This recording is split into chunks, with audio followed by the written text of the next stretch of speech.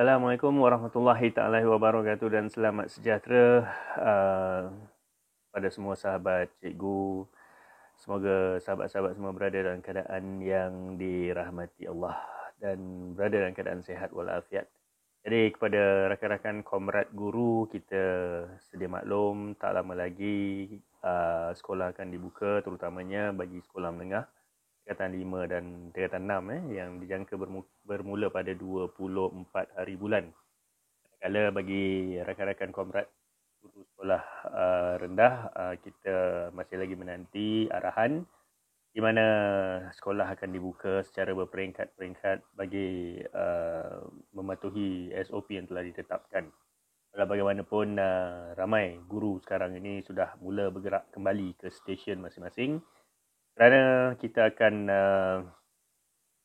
semangat untuk mengajar. Jadi kita bagi tepukan sikit kepada cikgu.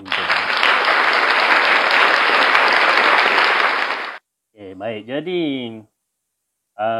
cikgu nak membuat sedikit reaction tentang satu statement yang telah dibuat oleh seorang guru yang menggelarkan namanya Cikgu Puaka di dalam Twitter. Kalau kita lihat dalam Twitter telah pun viral satu statement yang telah dibuat oleh Cikgu Puaka ni. Okay, dia tulis macam ni lah. Cikgu-cikgu yang mengajar pedalaman mesti lagi panas hati. Elok-elok boleh spend time dengan family. Tiba-tiba kena panggil balik dengan pentadbir. Dia buat lah di situ. Nampak sangat sakit hati je tu. Tapi itulah, online meeting hari tu hangus juga aku tengok pentadbir aku kena maki. Ambil lu. Itu statement dia. Baik. Saya tak pastilah. Dia ni macam mana. Saya pun tak kenal dia. Saya tak tahu dia siapa sebab dia bersembunyi di sebalik akaun yang yang tidak mendedahkan diri dia sendiri. Jadi mungkin sebab itu dia berani dan lantang untuk bercakap tentang perkara-perkara seperti ini. Tapi pada saya lah, secara peribadi sebagai guru juga, kalau kita tak puas hati sekalipun, kita janganlah buat seperti ini. Iaitu kita memburuk-burukkan pentadbir, kita menghina apa arahan yang telah diberikan oleh pentadbir dan kita menggelar pentadbir ini dengan perkataan-perkataan yang tidak baik. Jadi kita kena ingat bahawa dalam kita bekerja ni, kita ada ketua jabatan. Ini saya peringatkan kepada diri saya sendiri dan juga pada rakan-rakan guru yang lain. Kita ada ketua jabatan. Kita tahu ada di kalangan ketua-ketua jabatan kita ni mungkin tidak memberikan tidak mampu memuaskan hati kita ataupun kita ada masalah dengan mereka. Tapi tidaklah bermakna kita harus menghina mereka secara pukul rata dengan menggunakan perkataan-perkataan yang tidak sepatutnya. Seperti membinatangkan mereka, maki hamun mereka secara terbuka. Kalau kita lihat kalau kita dah buat kenyataan lah dalam media sosial, dalam Facebook, dalam Instagram, dalam Twitter, ini bermakna kita dah maki mereka ni secara terbuka. Jadi ini suatu yang tidak baik bagi kita yang bergelar guru. Apakah dia kesannya sekiranya ibu bapa di luar melihat perbuatan seperti ini datang daripada seorang guru? Sudah tentu mereka akan mengatakan bahawa inilah dia contoh cikgu. Cikgu mencarut, cikgu membabikan bos dia. Tiba-tiba mereka ni nak ajar anak saya tentang nilai, tentang moral. Jadi saya sekali lagi tidak faham kenapa ada guru seperti Cikgu Puaka ini membuat kenyataan seperti ini. Mungkin dia stres, mungkin dia tertekan sebab dia ada masalah EG tukar yang tidak diluluskan. Mungkinlah, saya tak tahu. Dan mungkin dia ada masalah-masalah lain yang berkaitan dengan peribadi.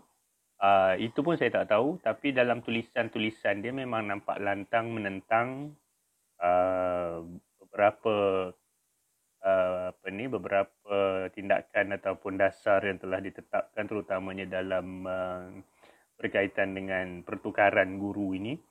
Jadi saya berpandangan kita sebagai penjawat awam, kita kena patuh dengan peraturan am yang telah ditetapkan. Yang mana kita tidak boleh membuat kenyataan-kenyataan memburukkan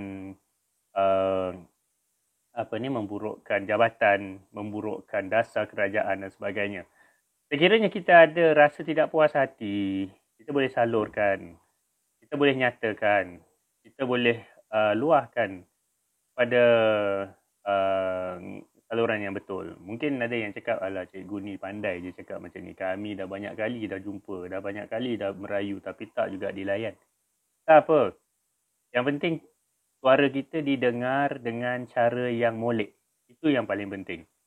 Dan saya nak bagi nasihat lah kepada guru-guru, terutamanya guru-guru yang berkhidmat di Sabah dan Sarawak, ataupun guru-guru Semenanjung yang lama mohon tukar tapi tak dapat tukar balik ke negeri masing-masing. Dah lama duduk Johor, nak balik Kelantan tak dapat. Kita jagalah adab, terutamanya dalam media sosial. Kerana ditakuti, dikhawatiri. Di dalam page-page yang kita luahkan perasaan, di dalam grup-grup Facebook yang kita luahkan perasaan, di mana kita telah mengeluarkan kata-kata yang mungkin tidak baik, ianya dapat dihidu, dapat dilihat oleh pegawai-pegawai dari jabatan-jabatan pendidikan di negeri lain. Terutamanya negeri yang kita nak pergi. Jadi kadang-kadang mereka akan tengok, ni cikgu ni mulut boleh tahan tapi dia nak balik Kedah. Kami orang Kedah ni pun tak dapat nak terima mereka ni. Kalau dah mulut macam ni, lagu ni punya mulut mana boleh masuk sini. Mungkin dia akan fikir macam tu. Jadi ini akan menyusahkan kita untuk berpindah. Walaupun Jabatan Pendidikan Negeri yang tempat kita mohon tu melepaskan kita. Tapi Jabatan Pendidikan Negeri yang nak menerima kita tu akan rasa ragu-ragu untuk menerima kita. Dan mahu mencari calon yang lain yang lebih baik. Jadi sebab itu, saya berpandangan, kalau kita mengajar, kita jadi cikgu, pertama adab tu kita kena utamakan. Lagi satu, iltizam kita. Kita cubalah tunjulkan diri kita sebagai guru yang terbaik. Guru yang mampu memberikan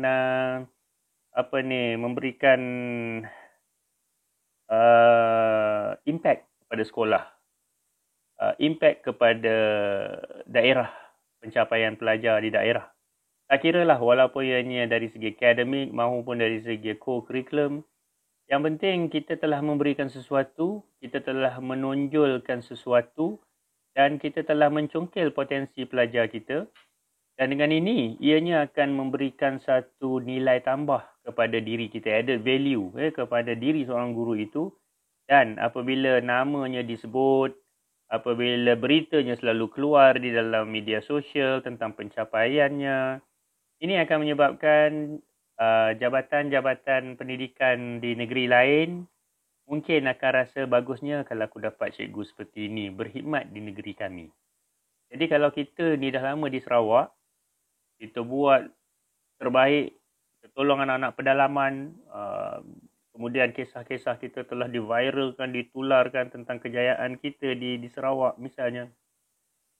So, waktu uji tukar, kalau kita nak mohon pindah ke Kelantan, Terengganu, Perak, misalnya nak balik negeri masing-masing, disebabkan nama baik kita di Sarawak, apabila kerajaan Sarawak, apabila Jabatan Pendidikan Negeri Sarawak melepaskan kita, sudah tentu Jabatan Pendidikan Negeri tadi yang ada kekosongan, yang ada hijaunya di Jabatan Pendidikan Negeri di daerah-daerah negeri itu, mereka akan berebut-rebut nak menerima kita. Jadi itu sebabnya. Yang penting ialah kita cuba tonjolkan yang terbaik. Nilai kita. Jadi janganlah kita maki hamun, janganlah kita marah-marah, janganlah kita mencerca, mencaci, jangan. Jadi tolong, saya harap rakan-rakan cikgu janganlah gunakan media sosial ni sebagai tempat melepaskan emosi, memaki hamun, marah dan sebagainya. Sebagai guru, kita sentiasa diperhatikan sebenarnya oleh masyarakat umum. Jadi kita nak jaga imej kita sebagai guru, kita nak jaga nama baik kita sebagai guru, kerana guru ni, kita mengatakan guru ini sebagai satu kerjaya yang tinggi nilainya kerana kita ni memberikan ilmu. Jadi pada masa yang sama, kalau kita memberikan contoh yang tak baik dengan menggunakan perkataan yang tak sepatutnya keluar daripada mulut seorang guru, ini telah mencemarkan maruah kita sebagai guru. Bukan maruah kita sahaja, maruah guru-guru lain. Jadi, jagalah supaya tidak berlaku perkara seperti ini sekali lagi ya, berulang. Jadi, itu sajalah celoteh cikgu tentang reaction cikgu terhadap apa yang telah dikeluarkan tular baru-baru ini oleh cikgu puaka tu, dan cikgu harap puaka tu pun taklah seperti itu. Mungkin dia dalam keadaan tidak stabil dari segi emosinya, mungkin dia ada masalah, dan cikgu harap dan cikgu doakan agar dia dipermudahkan oleh Tuhan, dipermudahkan oleh Allah supaya dia dapat dapat berkhidmat dengan baik, dapat balik pula ke tempat yang diimpikan ya, dan dapat diselesaikan masalah-masalah yang mungkin ditanggung. Jadi itulah nasihat cikgu, dan cikgu harapkan kita semua sentiasa berada dalam keadaan baik-baik sahaja. Okey.